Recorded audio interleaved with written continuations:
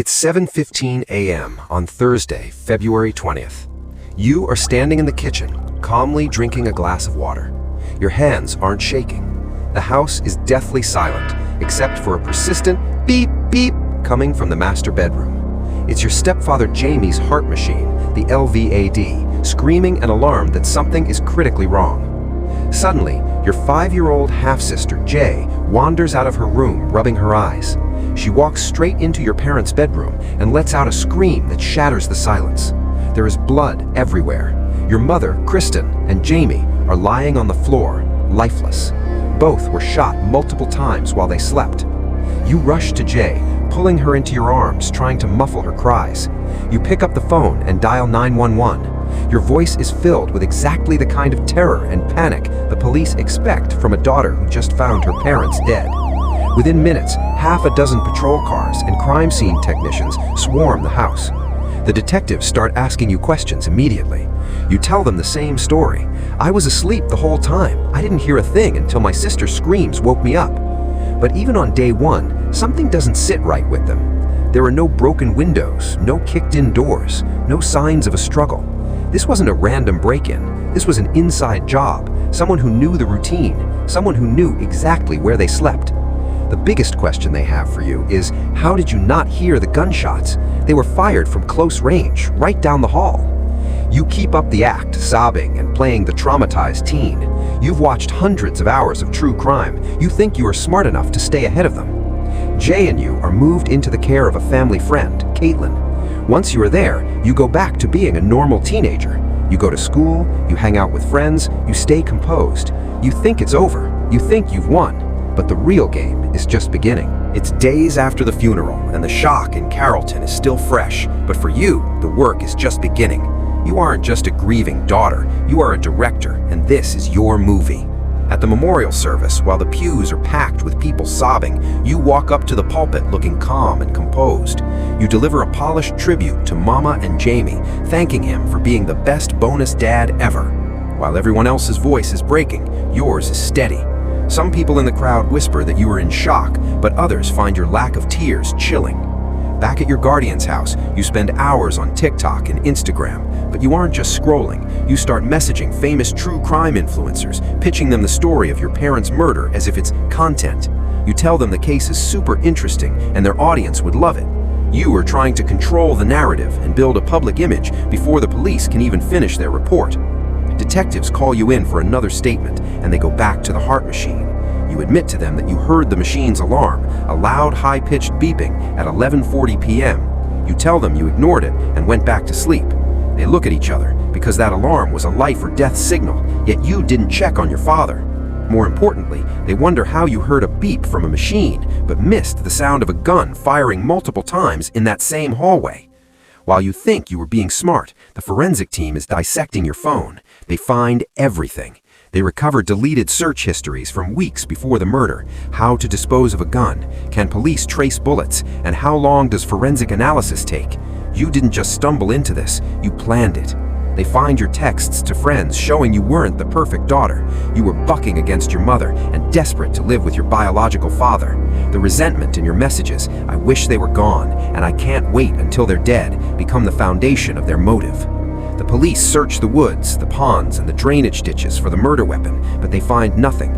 Since no one in the house owned a registered gun, it means you had to go out and get one yourself. They begin tracking your movements through Ring doorbells and traffic cameras, looking for the moment you slipped away to meet someone or throw the weapon into the dark. On July 8th, the game ends. An arrest warrant is issued for you for 2 counts of malice murder and aggravated assault. You're 17, but they are charging you as an adult.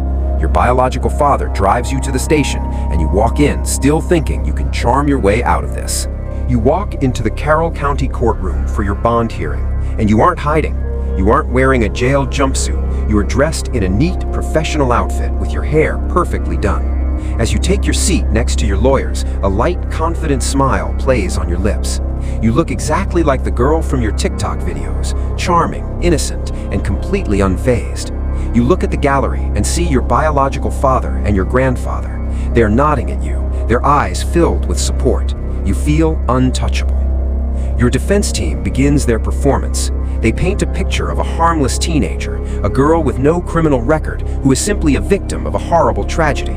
They argue that you are a grieving child who needs to be home with her family, not sitting in a cell. Your grandfather stands up, his voice firm, telling the judge that there is, quote, no real evidence against you. He calls the prosecution's case a bluff. Your father stands next to him, testifying that you never showed a single, quote, red flag in your life. You sit there, radiating confidence, occasionally nodding in agreement. You've watched enough true crime to know how these hearings go, and you are convinced that today is the day you walk out of those doors on bond. But then the prosecution stands up. They don't talk about your innocence, they talk about your behavior. They bring up the thin folder your grandfather mocked and reveal it's actually a mountain of digital forensics. They mention how you didn't cry at the funeral, but spent that same night messaging influencers to turn your parents' deaths into, quote, viral content. They talk about the LVAD heart machine alarm that you admitted to hearing but chose to ignore for 20 minutes while your stepfather bled out just down the hall. The judge is taking notes, his face unreadable.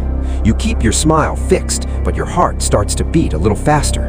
You look at the prosecutor's table and see the cold, hard evidence, the search histories, the deleted texts, the timestamps.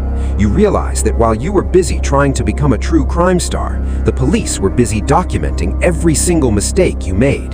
The perfect daughter mask is still on, but for the first time, you can feel the cracks starting to form. The atmosphere in the courtroom shifts instantly when the prosecution calls its next witness. You expect the room to stay on your side, but as Kim Bowling, Jamie's sister, walks toward the stand, the air feels heavier. She isn't there to support your harmless teenager narrative. She is there to be the voice for the people who can no longer speak. Kim struggles to find her words at first. Her voice breaks every few seconds, filled with a raw, visceral grief that you haven't shown once since the murders. She tells the judge how she lies awake every night, haunted by the thought of what her brother and Kristen experienced in their final moments. She describes the terror they must have felt, realizing someone they loved had entered their room with a gun while they were most vulnerable. Then she turns the focus to the most devastating part of the night, your 5-year-old sister, Jay. Kim begs the judge to keep you locked up, not just for justice, but for protection. She talks about the trauma Jay will carry for the rest of her life, waking up in the dark, walking into a room of blood, and finding her parents lifeless. As she speaks, the gallery starts to tear up, and for the first time, the perfect daughter mask you've been wearing begins to slip.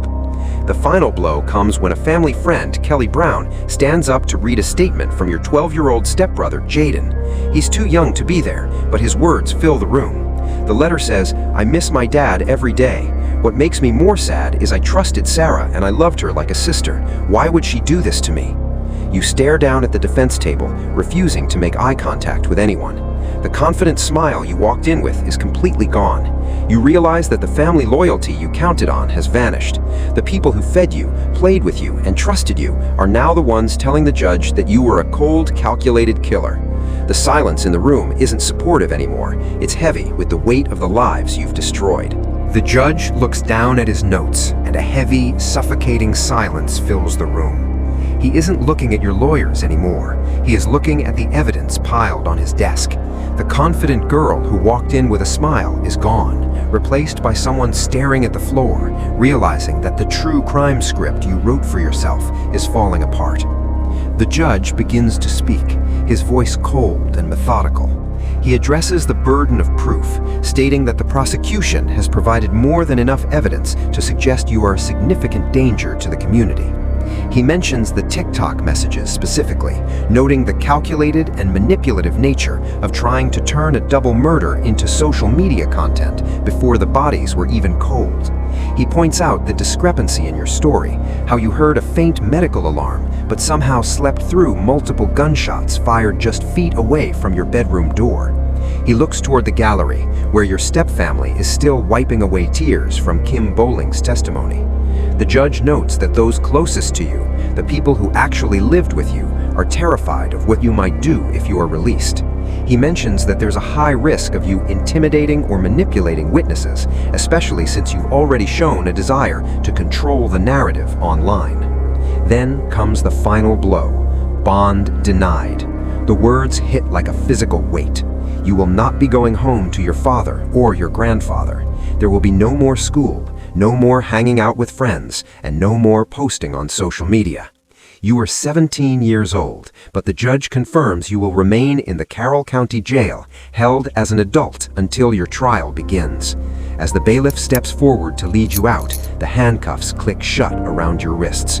You don't look at the cameras, and you don't look at the family you betrayed.